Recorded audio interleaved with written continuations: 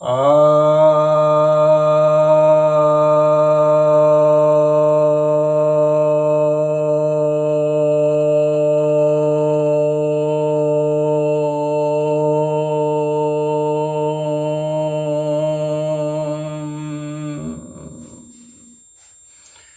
सभी भक्तजनों को सप्रेम नमन। भक्तों, आज मैं आपको शराब के नशे से कैसे मुक्ति हो, इस विषय पर कुछ बतलाने जा रहा हूँ। क्योंकि हम लोग के देश में मद्य सेवन बहुत बढ़ रहा है, बहुत सारी कंपनियों का बहुत प्रचार है और छोटे छोटे बच्चों को भी वे नशे का आदी बना रहे हैं और बड़ी पीढ़ी को तो बहुत हद तक बना चुके हैं और घर में उनके कारण बहुत क्लेश होता है। मेरे पास बहुत महिलाएं आती हैं, वे बताती हैं कि कैसे जो है परिवार में कलह होता है, धन को खर्च कर दिया जाता है इधर उधर, फिर शराब पी करके और घर में झगड़े का माहौल खड़ा करते हैं और गाढ़ी कमाई जो कि विकास में खर्च हो सकते थे, स्वास्थ्य में खर्च हो सकते थे, उसको जो है शराब के नशे में डुबा दिया जाता है। और जो हमारी भिन्न भिन्न सरकारें हैं वे शराब को प्रमोट करती हैं, एक तरह से सिर्फ एक औपचारिक खाना पूर्ति कर देती हैं कि उसमें लिखवा देती हैं कि शराब पीना स्वास्थ्य के लिए नुकसानदायक है, और फिर काम वही करते हैं कि बेचते रहो, उससे बहुत पैसे आते हैं, टैक्स के बहुत पैसे आते हैं। तो इस विषय पर चुनाव नहीं लड़ा जाता है, इस विषय पर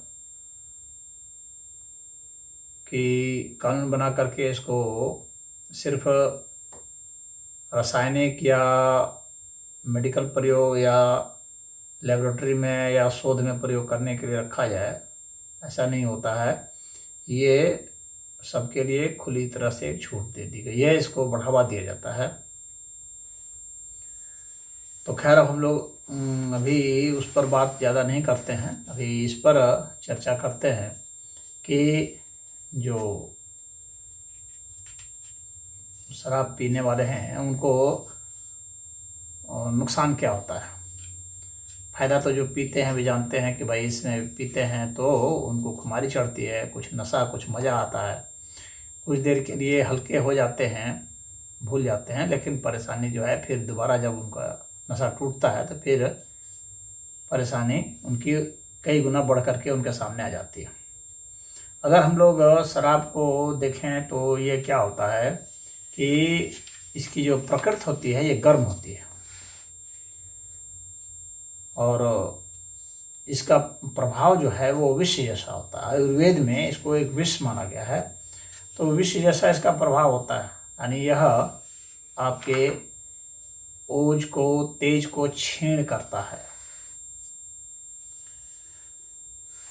यह आपकी शक्ति को क्षीण करता है, अंदर से आपको लगातार कमजोर बनता चला जाता है।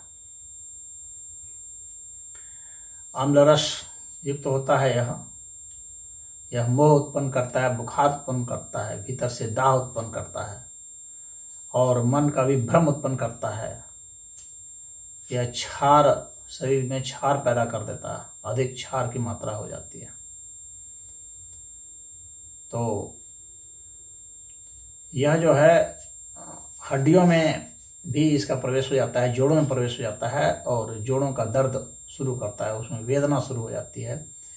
यह आम दोष भी उत्पन्न करता है, यानी यह जो है शरीर में वात दोष भी उत्पन्न करने लगता है। और यह शरीर में किसी किसी को तो कफ दोष भी उत्पन्न कर देता है, हालांकि कम करता है। सामान्यतः यह पित्त प्रकृति का ही होता है और पित्त दोष ही उत्पन्न करता है। अब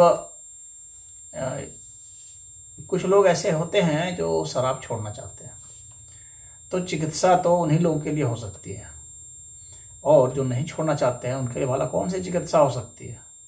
तो वो तो पिएंगे और मरेंगे, लीवर गल जाएगा। तो अगर घर वाले ऐसा सोचते हैं कि वे जो है छोड़ें, तो उनको कुछ ना कुछ उसको निंदा नहीं करनी चाहिए, क्योंकि निंदा करेंगे और उसको छोड़ने के लिए कहेंगे तो वो नहीं छोड़ेगा, बल्कि वो और पकड़े रहेगा उसको, क्योंकि उसका रोआ रोआ मांगता है शराब, तो वह शराब छोड़ेगा नहीं कहने से। तो कुछ लोग तो ऐसा करते हैं कि कुछ दवा पिला देते हैं घोल के, सब्जी में डाल दिए, दाल में डाल दिए। उल्टी वाली दवा एक आती है कि जैसे खाएगा आदमी उल्टी करने लगेगा, लेकिन वो शराबी जो होते हैं वे तुरंत समझ जाते हैं, उनको पता चल जाता है कि दवा मिलाई जा रही है। फिर वो घर में और कलह करेंगे कि कौन दवा मिला रहा है, फिर अपनी पत्नी से या घर में और जो महिलाएं हैं या और जो पुरुष हैं उससे झगड़ा करने लगेंगे।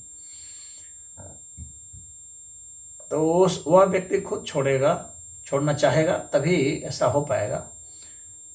और उस व्यक्ति को आपको प्रेरित करना है, योग के लिए प्रेरित करें, हालांकि वे योग नहीं करना चाहते हैं। आप देखेंगे कि शराबी जो है वह दूध भी नहीं पीना चाहता है। दूध जो है वह शराब का ठीक विपरीत गुण रखता है। जहाँ शराब ओज को छीन करता है, वहीं पर दूध जो है ओज को बढ़ाता है। तो शराब का सबसे बढ़िया जो प्रतिकार है वह दूध है। दूध से ही जो है उसको विपरीत ताकत उसको मिलेगी। जो ताकत शराब से छीन हुई है वो ताकत दूध से हासिल होती है। तो खैर, अब मैं आपको यह बताऊं कि उसका अगर आप देखेंगे, वो भी आयुर्वेद ने 3 प्रकार के शराबियों को माना है। 3 प्रकार के जो दोष होते हैं, वात, पित्त और कफ, तो इसके अनुसार से शराबी भी 3 प्रकार के होते हैं। तो वातज शराबी, पित्तज शराबी और कफज शराबी है। अब कैसे पहचानेंगे कि वो जो वातज है कि पित्तज है कि कफज है शराबी? शराबी को पहचानना पड़ेगा 3 कैटेगरी का। तो एक कैटेगरी वह होती है शराबियों की जो पी लेने के बाद जब उसका नशा चढ़ जाता है तब वो बहुत बड़बड़ बोलता है, बहुत बोलता है, तरह तरह के व्याख्यान देगा, बोलता रहेगा, रुकेगा ही नहीं। तो समझ लीजिए कि ऐसे जो हैं ये वातज शराबी हैं, जो खूब बड़बड़ बोल रहे हैं। और एक दूसरे प्रकार का शराबी वह होता है जो क्या शराब पी लेगा, जब नशा चढ़ जाएगा तो बस चुपचाप हो जाएगा और सोचेगा कि कहीं बैठ जाएं, चाहे सो जाएं, चुपचाप गुमसुम बैठा रहेगा।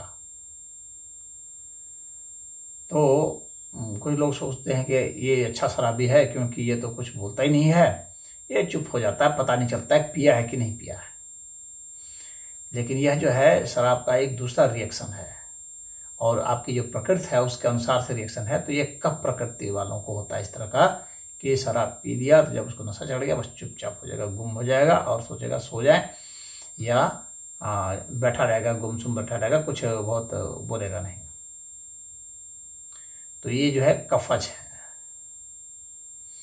और एक होते हैं पित्तज। पित्तज शराबी जो हैं जिनमें पित्त की मात्रा बहुत होती है और शराब पीने से और पित्त बढ़ जाता है। तो वे क्या करेंगे, झगड़ा करने लगेंगे, गाली गलौज, मार पीट, ढेला फेंकना, पत्थर फेंकना, लाठी डंडा सब चलाना और लंबी लंबी डींग हाँकना और कहना मैं ये हूँ, मैं वो कर दूंगा, मैं ये कर दूंगा। इस तरह के तमाम तरह की वो उपद्रवी होते हैं। इस तरह से ऐसे लोग जो हैं बहुत उपद्रव करते हैं। तो ये पित्तज शराबी है। तो ये 3 प्रकार के शराबी हैं।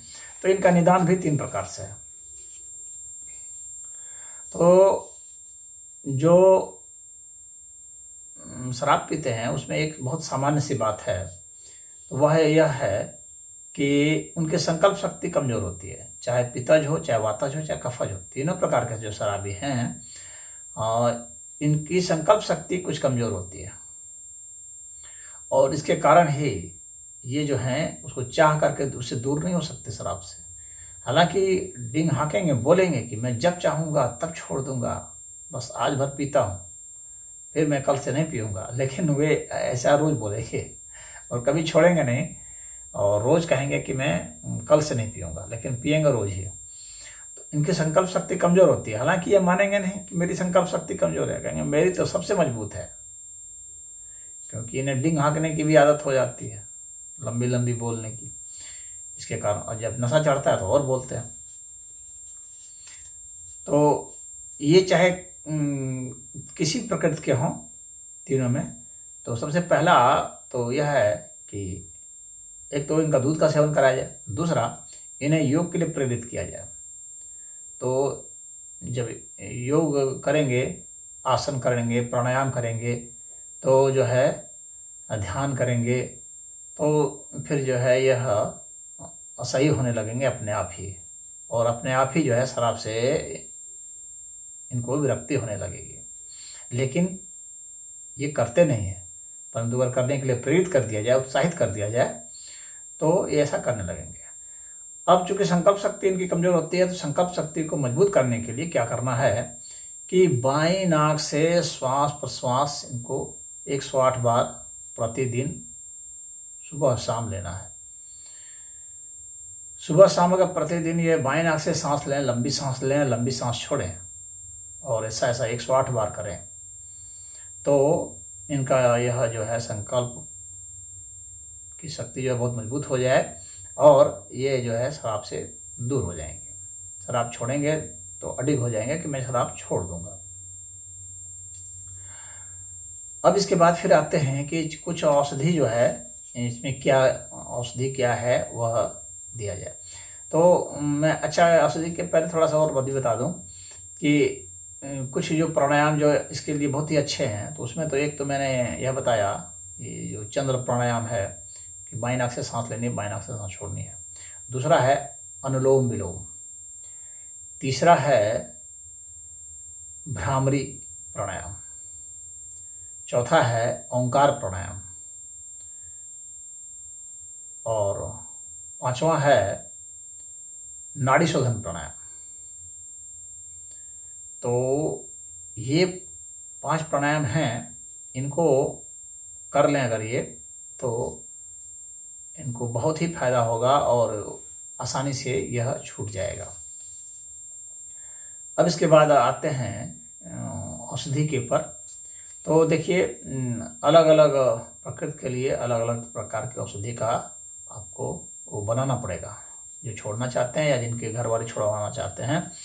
तो जो वात प्रकृति के हैं, जिनके बारे में मैंने कहा था कि बहुत बड़बड़ बोलते हैं, तो वैसे बहुत ज़्यादा बोलने वाले के लिए, जो पीने के बाद बहुत बोलते हैं, उनके लिए कौन सी औषधि होगी? तो यह एक औषधि होगी कि जौ की पिट्ठी बना लें।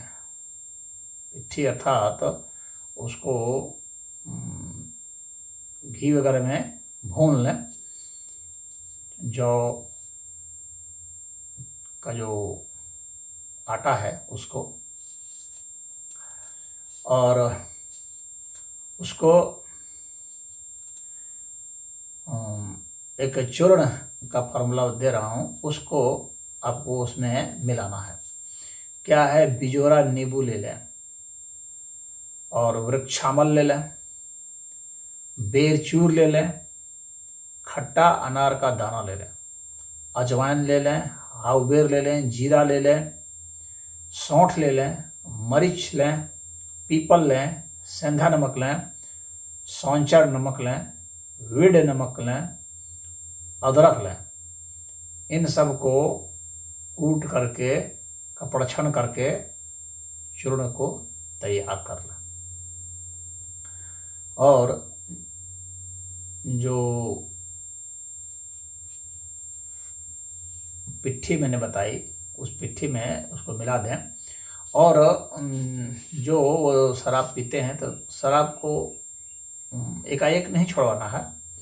एकाएक छोड़ेंगे तो उसमें कुछ रिएक्शन जैसा हो जाता है और 2 रोग भी होने का खतरा रहता है। आयुर्वेद में भी बताया गया है कि आप एकाएक नहीं छुड़वाएंगे, एकाएक छुड़वाएंगे तो उसमें उनको ध्वंसक बीमारी या विक्षय बीमारी, जो बीमारियां हैं ये हो जाते हैं और उसमें उनको दिक्कत होने लगती है।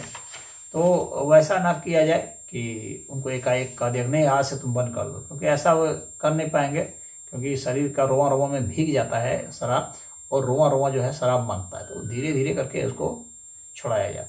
एकाएक तो वही छोड़ सकते हैं जो बहुत संकल्पवान होते हैं, संकल्प शक्ति जिनकी बहुत मजबूत हो जाएगा, उनकी बात अलग है, लेकिन सामान्यतः नहीं छोड़ पाते हैं।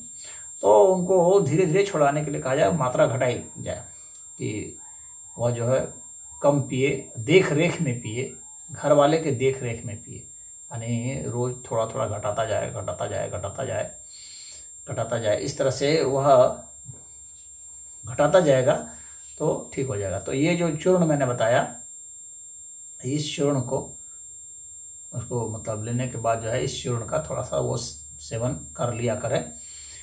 लगभग जो है समझ लीजिए कि 25 ग्राम के आसपास इसका सेवन कर लें तो उतना कर लेंगे तो उसका प्रभाव आएगा। तो सुबह, प्रातःकाल और सायं काल जो दोनों टाइम पीते हैं उनके लिए, और जो एक टाइम पीते हैं उनके लिए, जो बहुत बड़ा शराबी नहीं है वो एक ही टाइम पीता है रात को, और जो घोर शराबी है वो तो 2-3 टाइम पीता है। तो जितनी बार पीता है उतनी बार ही उसको वो दवा देनी है। तो ऐसा करने पर वह जो है ठीक हो जाता है। उसको चटनी भी खिलानी है, सौंठ की, धनिया क्वाथ की, दही का, ये सब जो है ये उसको देना है। और चटनी, अचार, मुरब्बा, आमड़ा का गुदा इस तरह से बना करके उसको दीजिए, तो वह जो है धीरे धीरे अपनी आदत छोड़ देगा, शराब पीना उसका बंद हो जाएगा। अब आते हैं जो पित्त प्रकृति के जो हैं, जो कि मारपीट, बहुत सारा उपद्रव करते हैं, उनके लिए किस तरह से किया जाए। तो उसके लिए क्या है कि जो मधु है यानी शहद, वह लिया जाए और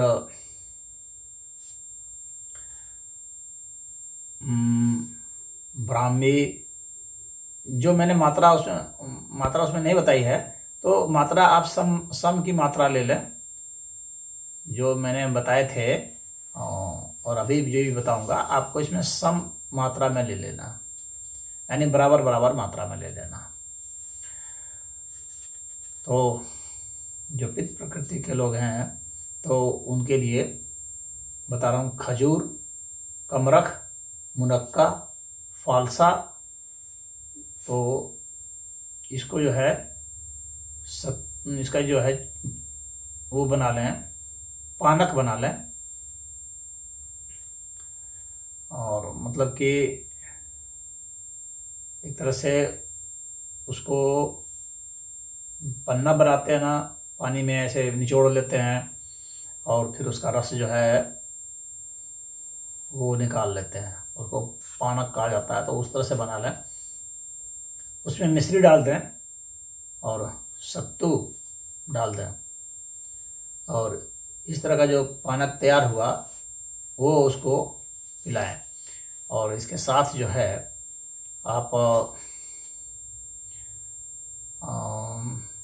औषधि के लिए शंख पुष्पी ले लें, ब्राह्मी ले लें, नागरमुथा ले लें, चंदन ले लें, और खस ले लें बराबर मात्रा में, और इसमें मिश्री डाल करके, जो मिश्री इसमें डली हुई है तो उसी मात्रा में, मिश्री मात्रा में, और मधु भी थोड़ा डाल करके, और उनको उस रस को पिलाएं। तो जब जब वे पिए इसको, तब तक उसको वो पिएं, तो बहुत बढ़िया रहेगा। और तिन्नी तिन्नी जो चावल होता है एक प्रकार का, तो तिन्नी का चावल दें, मूंग आंवला ये दें, परवल की सब्जी दें, और अनार की चटनी दें, अनार की चटनी, वो बहुत अच्छा होगा इसके लिए। और बराबर जो है इन लोग का, जैसे कि जो चटनी बनाया जाता है, तो जो चटनी तो अक्सर तो खट्टी ही होती है, तो उसका प्रयोग करने से भी जो है धीरे धीरे इनका ये घटता है। खट्टा अनार का जो दाना है उसका जो है, चाहे वृक्षामल है, चूका है, चांगेरी है, खट्टा बेर जो होता है, इन सब को मिला करके जो है चटनी बनाई जाती है, उसको खिला सकते हैं। उसका अगर बहुत ज़्यादा उसको परेशानी होती है, उसका लेप भी कर सकते हैं। अब कफज प्रकृति के लोग जो हैं, ऐसे शराबी जो कफज प्रकृति वाले हैं, तो उनके लिए क्या है कि 60 साल पुरानी नेत्रबाला और जवासा, इसका जो है, इसका पान उनको कराना चाहिए। मुनक्का का रस को पिलाया जा सकता है सत्तू के साथ, अजवाइन और सौंठ के साथ, और पुराना जो मधु है, पुराना शहद है, उसके साथ इसको पिला सकते हैं। और साथ में जो मिश्री है, सौंचर नमक है, सफ़ेद जीरा है, तिनतिड़िक है, अम्लवेत है। तिनतिड़िक के साथ इमली जो होती है, तो वह जो है, दालचीनी है, बड़ी इलायची है, काली मिर्च है। ये आप सब जो है बराबर बराबर मात्रा में ले लें, कोई दिक्कत नहीं है। और इनको जो है उनको दें। जब भी वे ऐसा करें तो इनका जो है रस बना करके और उसको पिला दिया करें, ताकि जो है जितना शराब होगा उतना ही ये होगा, उसका वो काट कर देगा, उसका वो समाप्त हो जाएगा। जो भी शराब पीते हैं, इनको जो है दबाया हुआ जाता है, उपटन लगाया जाता है, मसला जाता है, मालिश की जाती है इनको स्नान करा देने से। हाँ, और चाहे उपवास अगर इनको करा दिया जाए तो उसमें भी ये धीरे धीरे शांत हो जाता है। अब ये तीनों प्रकार में मान लीजिए आपको कुछ समझ में नहीं आया, तो एक जनरल जो है एक फार्मूला बता दे रहा हूँ कि यह समझ में नहीं आया कि भाई किस तरह का है, तो एक ऐसा फार्मूला दे रहा हूँ जिससे कि आप, क्या पित्तज है, चाहे कफज है, चाहे वातज है, किसी प्रकार का शराबी है, तो उसमें यह सफल हो जाएगा। तो उसको भी आप नोट कर लीजिए। दालचीनी लीजिए, नाग केसर लीजिए, पिपली लीजिए, मरीच, जीरा, धनिया, फालसा, मुलेठी, इलायची, बड़ी इलायची ले लीजिएगा, देवदारू, और इसको लेकर कपड़ छन कर लीजिए, और इसी के बराबर जितना ये सब टोटल होते हैं ना, इतना ही बराबर में मिश्री मिला लीजिए। और मिश्री मिलाने के बाद क्या कीजिए कि कैथ का रस लीजिए, कैथ का रस ले करके उसका रस निकाल करके और उसमें कपूर थोड़ा सा मिला दीजिए, और उसी के साथ जो है यह पिएगा। यानी इसका जो चूर्ण जो बन रहा था, तो उसी का चूर्ण को जो है उसमें मिला करके उसको पिलाइए। तो इससे जो है उसका जो अत्यधिक जो शराब के कारण जो जिनमें बेहोशी तक आ जाती है, तो वो सब जो है वो ठीक हो जाएगा। शराब से जो बेहोशी भी आ जाती है उसको भी ठीक करना अनिवार्य होता है, नहीं तो पता चला कि वो उसी बेहोशी में ही विदा हो गया, ऊपर चला गया।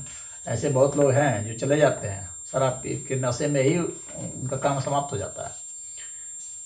तो वो नशा जो है वह दूर हो जाएगा और उनकी आदत भी जो है छूट जाएगी। जब भी उनको ऐसा ट्रीटमेंट दिया जाएगा तो मैं समझता हूँ कि वह दूर हो जाएगा।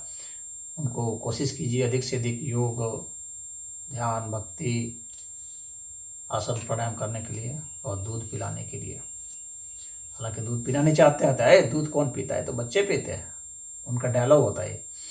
तो उनको बच्चा बनाना पड़ेगा आपको, क्योंकि वो ज़रूरत से ज़्यादा बूढ़े हो गए हैं। तो अगर वैसा करेंगे तो ही उनको वापस लाया जा सकता है। हरि ओम।